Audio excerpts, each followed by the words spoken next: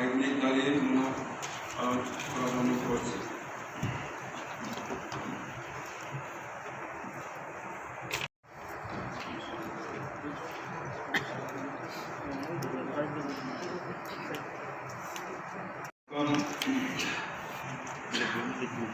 আমার হাতে মোশন এসছে।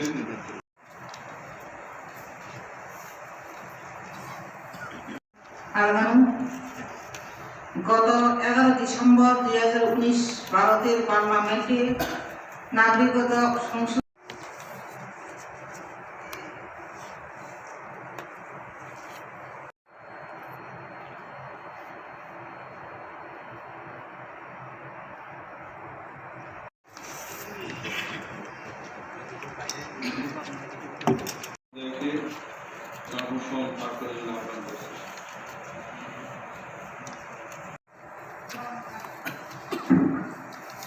প্রস্তাব রাখছি। সিএ প্রস্তাব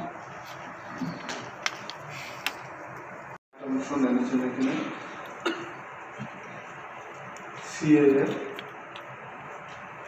সিটিজেনশিপ অ্যামেন্ডমেন্ট অ্যাক্ট,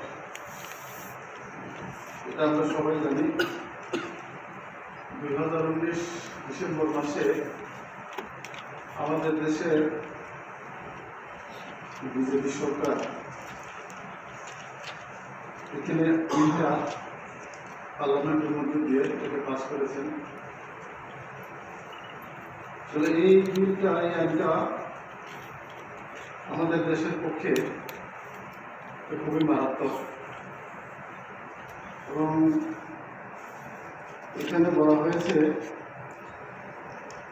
2014 সালের 31 ডিসেম্বর যারা প্রতিবেশী রাষ্ট্র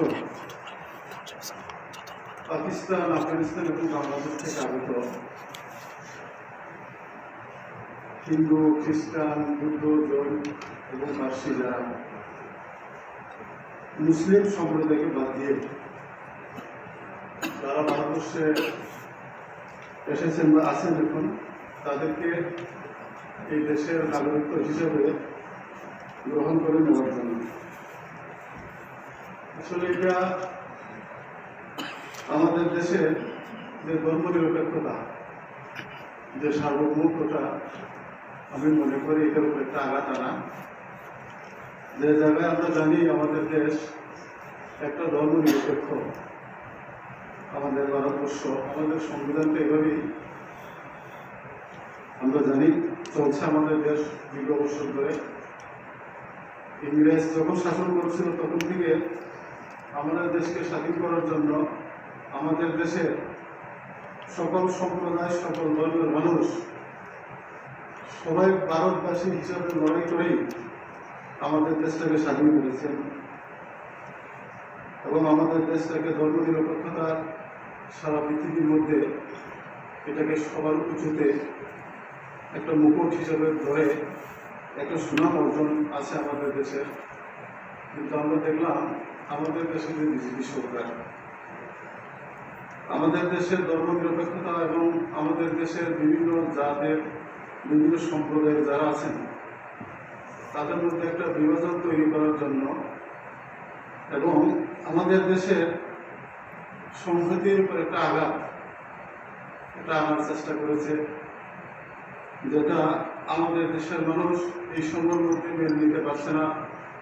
আপনারা দেখেছেন বিভিন্ন পত্রিকা বা প্রেস মিডিয়ায়, টিভিতে আমাদের দেশের বিভিন্ন রাজ্যে তার বিরোধিতা করে বিভিন্ন রাজনৈতিক সংগঠন থেকে শুরু করে এখানে আন্দোলন সংগঠিত করছেন, এর বিরোধিতা করছে। এই সময়ের মধ্যে আমরা জানি প্রায় ভারতবর্ষে এই ইস্যুকে নিয়ে প্রায় 30 থেকে 32 জনের মতো লোক সেখানে নিহত হয়েছেন।